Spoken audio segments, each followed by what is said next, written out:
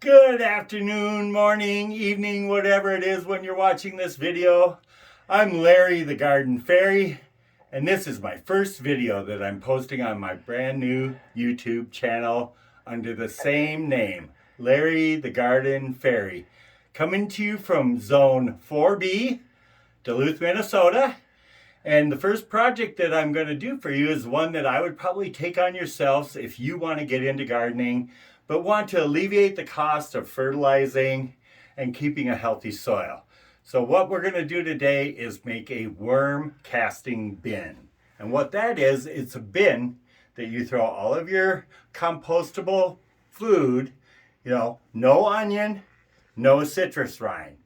Other than that, you put your banana peels, your anything vegetative in there. Paper towels work, cardboard works. You can look it up and you'll find whatever it is that you need to feed and the ratio of food that you're going to need for how many worms that you put in it. So here's what you're going to need to make yourself a worm casting bin. 2 of the Tough Totes. I got the 14-gallon size. This is going to probably produce enough worm castings for our needs. And one thing with the worm castings is you'll be able to harvest in 3 to 6 months, depending on how many worms you put in your bin. You don't need to worry about your bin becoming overcrowded. Worms are sensitive to overcrowding and they will stop reproducing when there's more than enough worms in your bin, so you don't need to worry about that. So we're going to move on to what it is you're going to need. You're going to need 2 totes, the lids, a little bit of duct tape.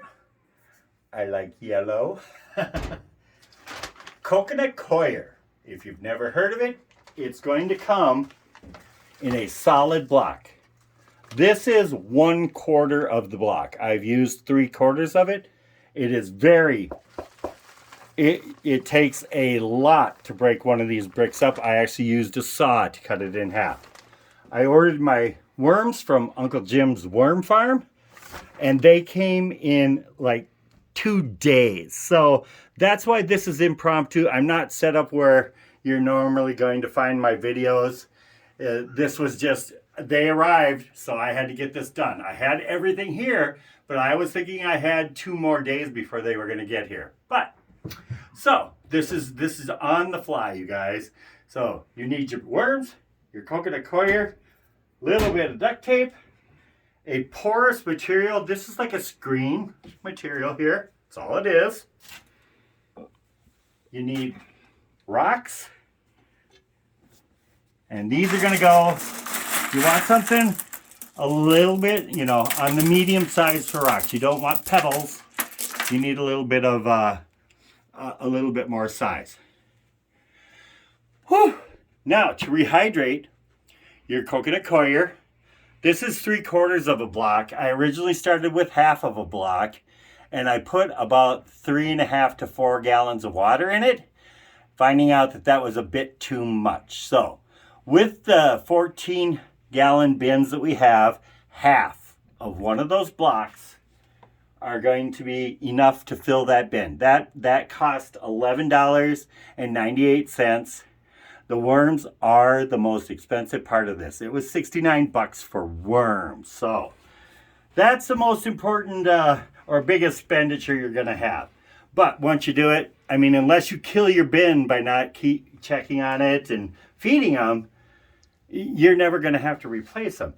So this is what your coconut coir looks like when it's been rehydrated. It takes about 20 minutes to do it. Like I said, this is 3/4 of a brick because I'd put just a little bit too much water in it. And what you want, when you grab your coir, you want to be able to squeeze it and just have drops come out like that. If you squeeze it and you've got a gush of water coming out, you've got too much water in it. Just add a little bit more of the coconut coir like I did. So, and don't worry about the stuff that you don't use in your bin. This is also a great base to make your own potting soil and seed starting soil. I'll be doing videos about that when I planned on it. So I've got this ready. I got this ready. The tools I'm going to be using is my trusty drill. This is a 1-inch paddle bit. The other one was a 7/16, and I already got this started because I figured that I don't need to show you how to drill holes into a bin. So I took the bin and I made 15 holes in the bottom. This is my thought process. I want it at the lowest point, so I put them on the bottom rib, the deepest rib, so that the moisture that drips out of this, you know, we don't have this 1/4 inch, 1/8 of an inch of it sitting in the bin. So that's why I did that. And then you're going to take your second bin, and you can use a couple of bricks. You can use whatever you have around. Bricks is what I planned on, but like I said, I got surprised. So I just took 4 pots and I put them in here, 1 in each corner. And now what we're gonna do is take the bin, and this is the bottom bin. And what's going to collect in here is called leachate, and that is worm juice actually, and it's extremely good for your soil. Your plants love it, and you guys, it's produced for free. You can keep these worm bins in your house. If you're doing it right, you won't smell it. You know, a single litter box is going to put out 10 times the odor that this ever would. So, you know, put it in your basement, put it in a closet, somewhere where it's not going to be in direct light, somewhere where it's not going to get above 90 degrees. Preferably, the worms like to stay between 60 and 90 degrees. And there you have it.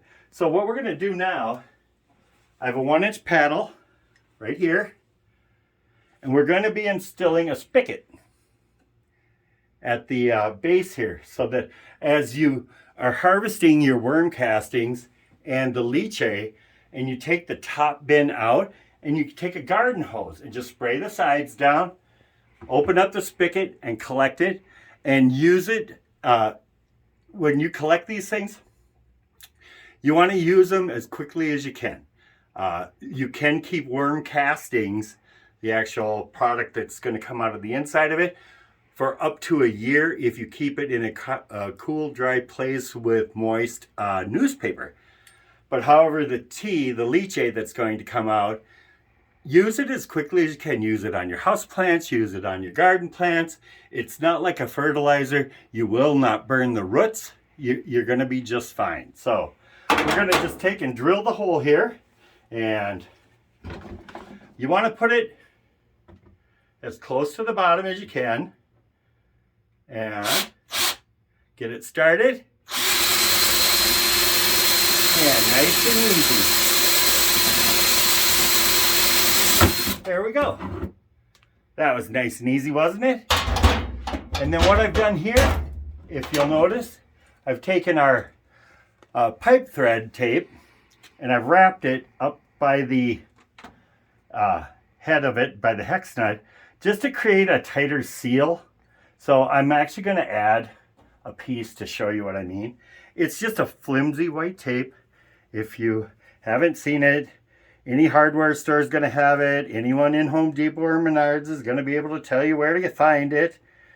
You know, and just wrap it around. And then I'm just going to kind of put it down on the threads. And what that's going to do, that's going to just bunch up and create even a bigger seal. So when you get this all done, you guys, you're going to want to make sure you keep an eye on it to make sure it's not leaking. Because the leachate leaking onto your floor, that I can almost guarantee, I can't tell you for sure because I've never done it. I think that's something you might be able to smell. So we've got our 1-inch hole here, and I just taken off the excess. You're going to put your little spigot in there and just start threading it in. Now you can put a cap on the other end to make it even that much more tight. But honestly, you guys, I'm not expecting this to be a problem, but like I said, keep an eye on it. So you got it, don't over tighten it, right there, nice and tight. So I'm just gonna get rid of the excess, and that's basically all you need for that right there. Okay, so this is gonna be the bottom of your bin. Again, you've got your whatever you put in there. You can put pots in here. You're gonna want about a 4-inch gap in the bottom, just so that you've got airflow. Worms need air. And sit your bin that you've already purchased at Home Depot or Menards. Heavy duty is the way to go, you guys. You got your holes in the bottom. Sit that right inside. Now the next thing that's going to go in there, you guys, is the rocks. You need a layer of rocks on the bottom, just so that you don't have the coconut coir sitting directly down on the bottom where it can decompose and rot. It's going to get the airflow that it needs. So I've got a half a bucket of the rock here, and I'm going to throw it in.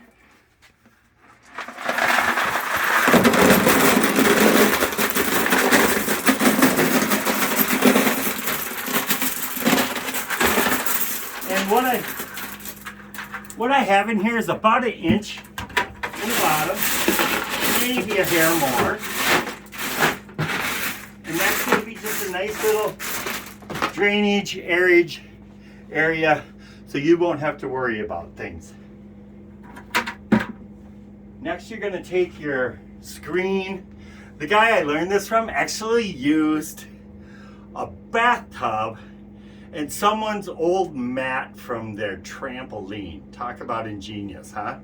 So what I'm going to do is I'm going to cut this about 4 inches longer on each side. So we're about right there. Cut this up for you.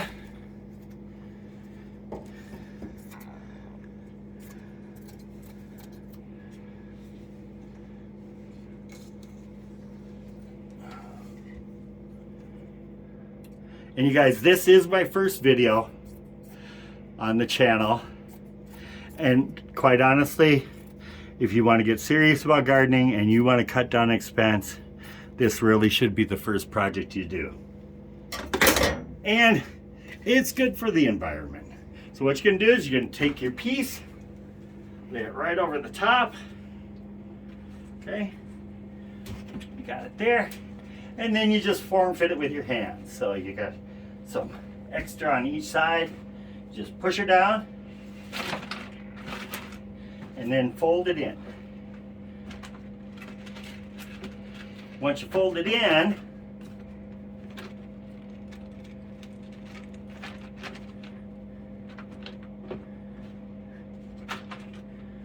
fold it in and fold your ends down, so, and fold this end down.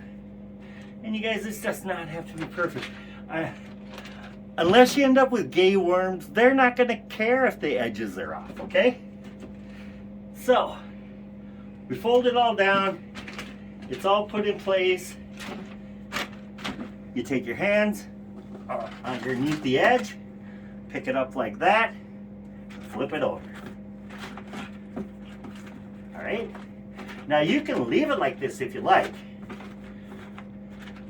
But the reason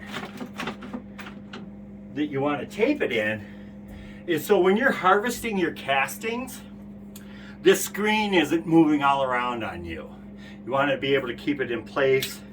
So what I'm going to do is take my first piece of tape and I basically just go out there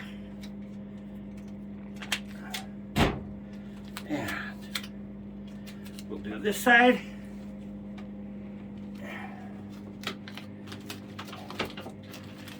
And as you have the material in here, your coir, your worms, the food, this is just gonna settle in really well. You won't have any issues with your worms getting out. Like I said, one of the things you should know about red wigglers, I can't remember. Gary, did I tell them already that they're the best composting worm? You did. Okay. So they don't go deep. They are like a 2 to 3 inch from the top, and got one there.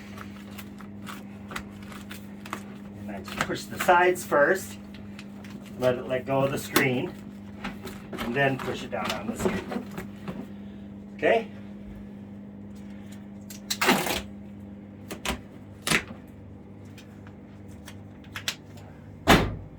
See here, put it about 1.5 inches on the bin, like that. Get it nice and sealed. All your crevices, and push it down on your screen. Okay, one more piece to go.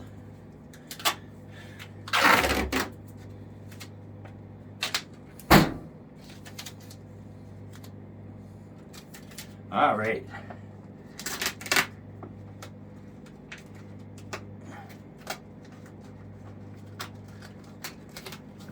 There we go. So we got her all set up. And if you push down, you can hear it pop it away from the plastic. I'm just making sure that the screen is nice and tight in there. All right. So your end product, it's gonna look like that. Screen, you got your gravel, your screen, your top layer, your top bucket, your bottom bucket with a spigot on it. All you have to do now is throw in your coconut coir, throw in your worms on top. You don't bury your worms, throw them on top. So we're just gonna take this out here. Excuse me. I will get better at this, I promise. You take your coconut coir, dump it into your bin. Like I said, I ended up using 3/4 of a brick because I put too much water in it. So if you're doing half of a brick, I would recommend that you do about 2.5 gallons to 3 gallons of water. Let it sit for 10 minutes, agitate it, and then do the squeeze test. And I would add water 1 cup at a time after that. It's just easier than having to add more of the coir. So look at that beautiful coir. And the importance of using coconut coir, there are other products that you can use. This is just, look at this, you guys. It's amazing. Look at that. And when you won't believe what this looks like when the worms are done doing their biz. So you have the coconut coir. Leave yourself a few inches. All right.